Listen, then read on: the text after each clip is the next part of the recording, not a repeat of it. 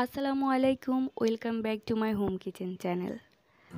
আজ আমি আপনাদের কাছে এমন একটি রেসিপি এনেছি যা আসলেই অনেক মজাদার, আর সেটি হলো কাঁকরোলের ভর্তা। এটি বানাতে যেমন কম সময় লাগে, তেমনি খেতেও দারুণ। তো চলুন শুরু করা যাক।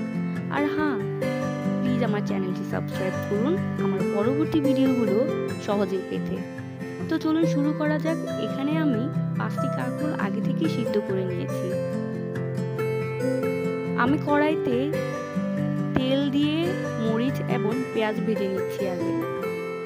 আমি এখানে সয়াবিন তেল ব্যবহার করেছি, আপনারা চাইলে এখানে সরিষার তেলও ব্যবহার করতে পারেন।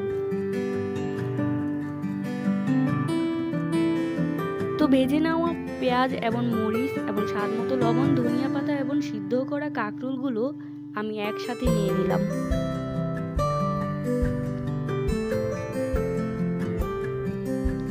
এবার আমি প্রত্যেকটি উপকরণগুলোকে, যেমন এখানে মরিচ, পেঁয়াজ, সবগুলো একসাথে ডলে আমি কাঁকরোলগুলোকেও মিক্স করে ডলে নেব। তো এভাবে হয়ে যাবে আমার কাঁকরোলের ভর্তা। আপনার যদি ভালো লেগে থাকে আপনি একটু বাসায় ট্রাই করবেন, তারপর আমাকে জানাবেন এবং আমার চ্যানেলে এসে একটা লাইক দিয়ে যাবেন। সাবস্ক্রাইব করতে ভুলবেন না। আমাদের সাথেই থাকুন। আসসালামু আলাইকুম।